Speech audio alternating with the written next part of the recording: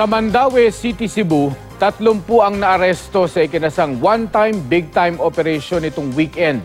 Ang mga nahuli, miyembro raw ng isang malaking drug group. Makibalita tayo kay Chona Carrion ng GMA Cebu.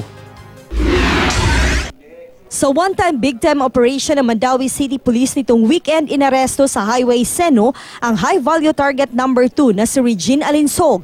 Nakuhanan siya ng isang pakete ng hinihinalang shabu. Inamin ni Alinsog na iligal na droga ang nakuha sa kanya at galing daw ito sa isang Genevieve Perales. Agad namang nagsagawa ng bypass operation ng pulisya laban kay Perales na naaresto rin. Nakuha sa kanya ang ilang pakete ng hinihinalang shabu. Ikinanta naman ni Perales ang isang Joseph Damoli alias Bogs na kanya raw supplier mula sa Liloan. Naaresto si Damoli at nakuhanan ng mga pakete ng hinihinalang shabu na nagkakahalaga ng 7 milyong piso.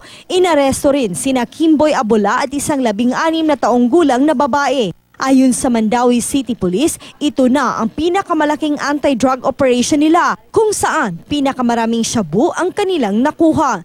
Ang mga inaresto, mga tauhan daw ng Almaden Drug Group na ang namumuno ay nakakulong na. At ang area ng mga to ay itong Mandaue City at nearest municipality itong Liloan at saka Compostela hanggang sa Danao ang kanilang operations. Sila Alinsog at Perales itinangging nagbebenta sila ng shabu. Imang guna tinon nga i-value target ko eh.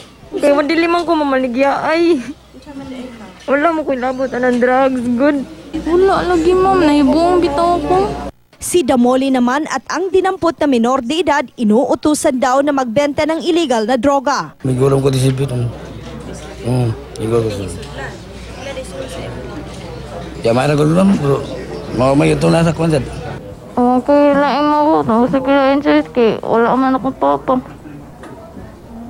May 26 na iba pang drug personalities ang nahuli. 11 rito nahuli dahil sa illegal gambling. Chona Carrion, Nagbabalita, Pilipinas.